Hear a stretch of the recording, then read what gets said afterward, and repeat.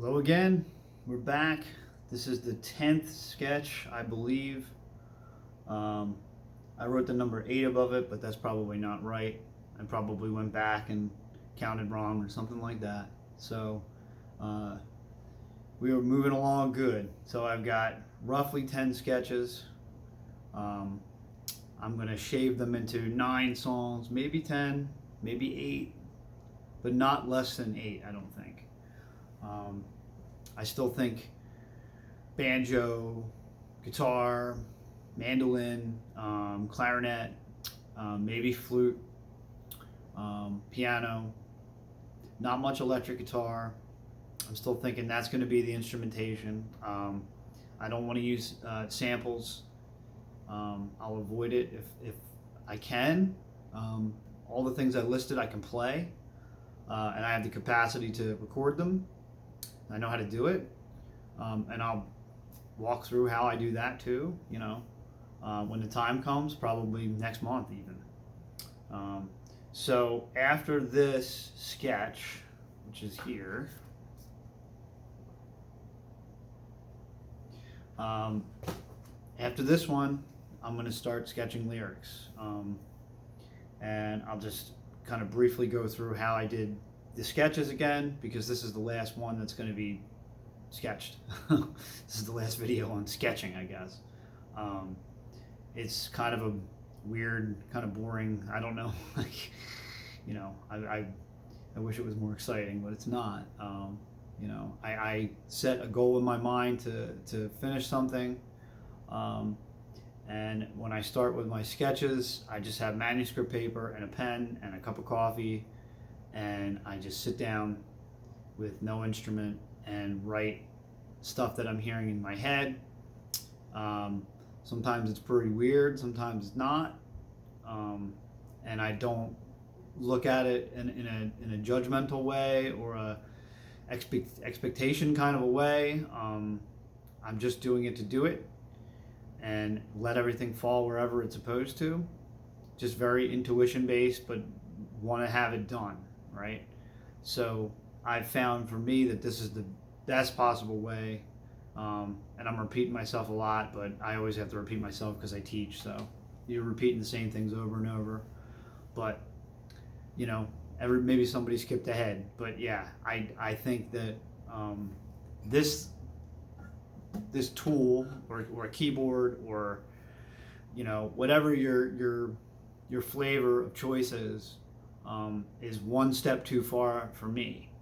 If I'm using this or using my hands, I generally will start doing things that I'm comfortable with and start putting things into these little boxes that I know fit well, and it takes longer. It takes longer for me to do that. So I found that for me, if I'm working in such a way where I'm making a blueprint, this is the blueprint, this sketch, and the lyrics will be the blueprint, and then I try to marry the two into a more coherent blueprint, and then this is just the execution of that blueprint, or whatever the instrument is, and then that I find that to be quicker and easier for me, because I'm not just constantly screwing around with the guitar and trying to find, I can do this or I can do that. I can still do that, just later. I could do that after I have something to do it too. If I have this in my hand and I'm doing that, I'm judging that based on what my technical facility is or my creative facility is with this tool. And I found that if I don't do that, if I write more free, then the things that come out of me are usually less guitar specific, for starters. I'm just thinking of that because I have this thing in my hand. They challenge me to do things that I wouldn't normally do, or play things that I normally wouldn't play, or sometimes they're just not possible for me to play, and I have to come up with some kind of substitution or compromise to make it work.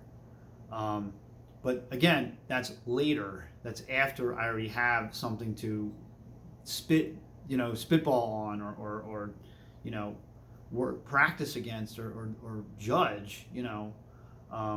But yeah, the expectation creatively is just to finish things.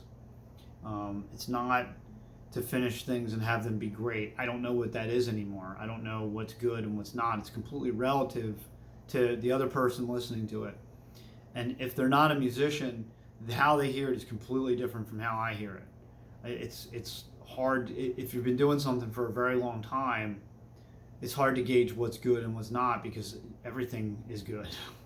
Really, I mean, everything, you could listen to everything and say this is good because think of anything, even songs you don't like, you could probably listen to and say, well, this is, I could see why people like this because of this, you know.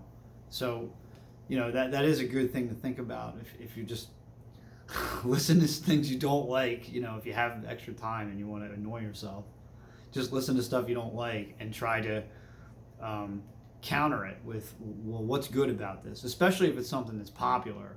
Why is it popular?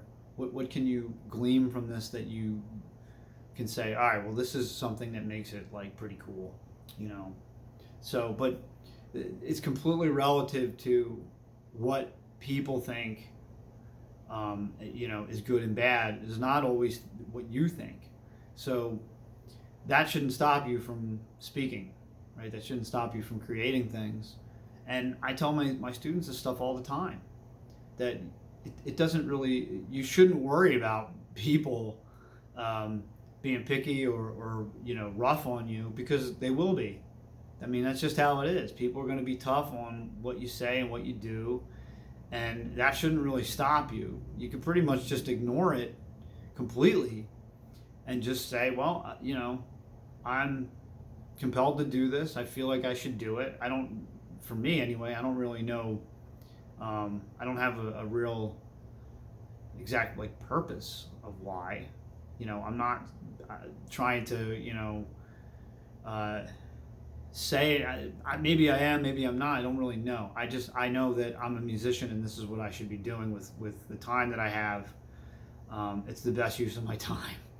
But yeah. So, anyways, this one's in 3/4. It's an F or D minor. I'm not sure. I can't remember. I will go through it and then just kind of talk about what I'm thinking when I'm listening to it. So, it probably is in D minor. It's hard to tell because the first note's F. So it could be either one, right?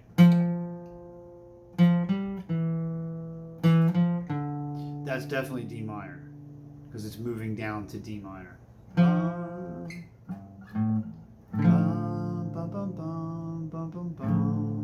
Right.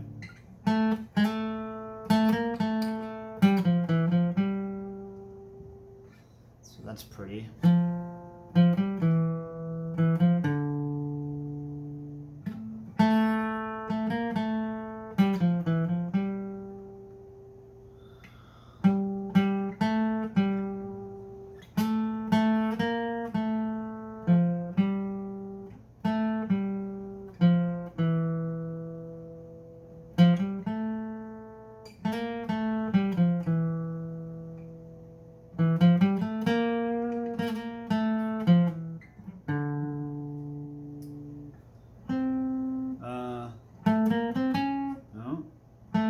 I might have wrote that one wrong. Oh, no, I didn't. I did.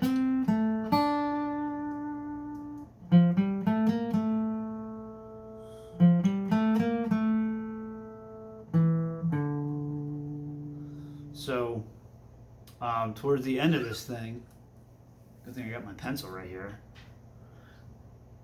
I'll write that in right now. Towards the end of this thing, it goes up to E flat. Oops. And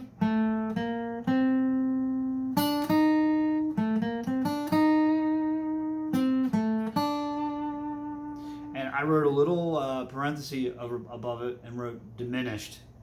So I know that this is probably a diminished chord, right? Or I'm lying to myself, which could be true.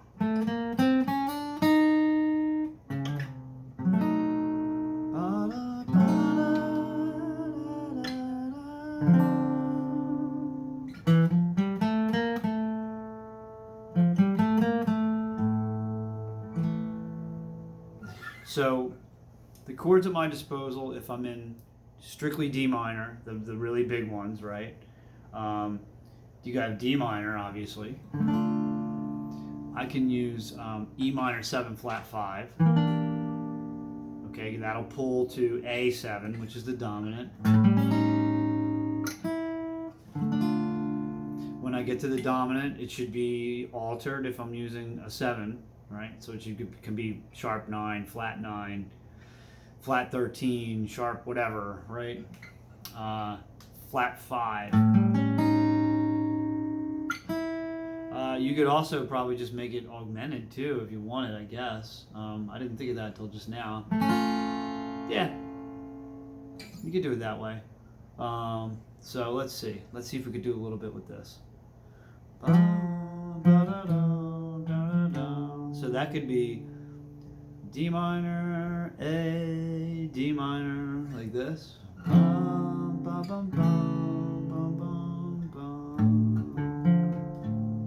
It could also just be D minor the whole time.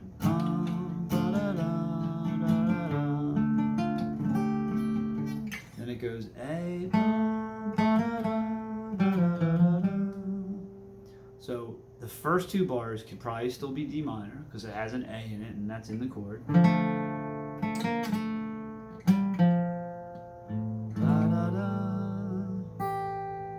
So that the highest note of the melody is G. Right? G could outline A7. Right? All this dorky music theory stuff, I know.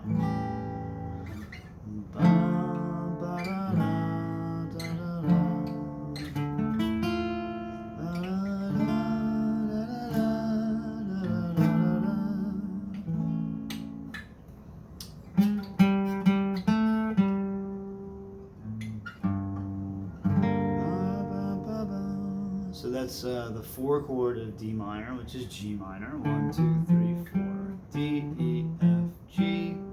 That's G minor.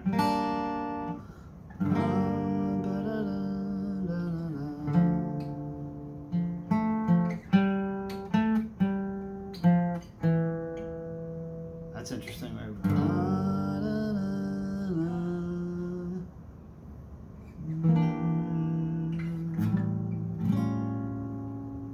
That's one way. I could also just play A sus4, A sus2, or both, or A7, sus2, sus4, whatever.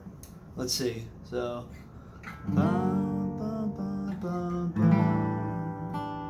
so that's A7 sus4. A7 sus4 has a G in it. It's an A chord, right?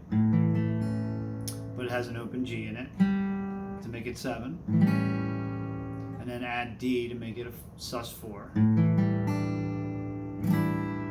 So,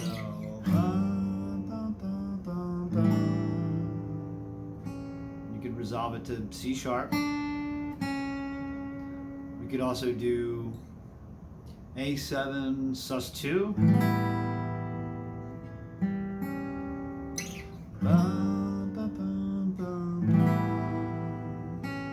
I don't like that one as much, but you could use it.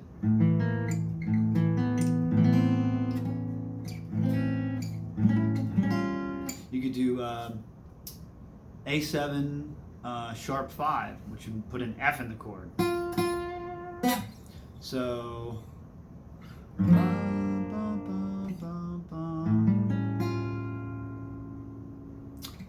we're a flat 5. Right, which is pretty spicy, I guess. But I like using it. Let's see, one more. Could you do, if you put a B flat in the chord, you get a flat 9. So,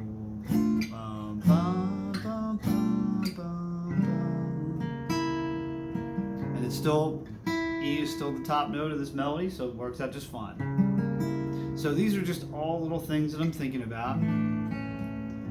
A lot of them, I know what they sound like already because I've just used them a million times.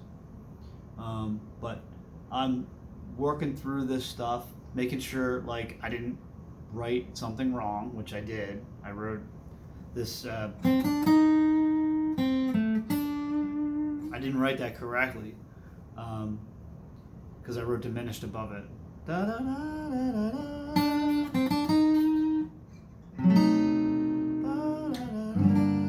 That's what it should have done, and the way I wrote it is not right. So that's this part of this process, right? Just looking at these things and saying, okay, well, this makes sense. This sounds good. Oh, I could do this, or maybe I could do that. Like the stuff that I'm doing right now, really. Just okay, I could play this chord. What do I see? What do I hear? What's possible? Yeah. So that's the end of the sketching process. The next part is lyrics. So in the next couple, I guess 9 or 10 videos, I'll be doing lyrics and walking through how I do that. And it's probably a little weird again, but this is how I do it, and this is how I consistently get things done as far as finishing songs. So pretty much, as far as I'm concerned, that's the only thing that matters, is finishing stuff. It's just the discipline of finishing the project. So let me play this one again.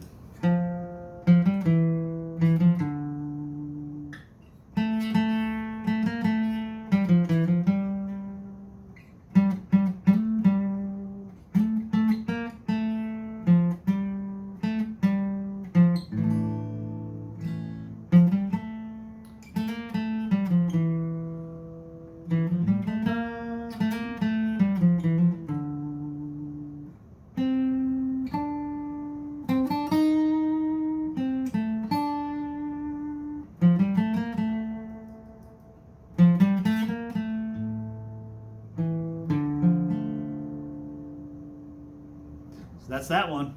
On to the next.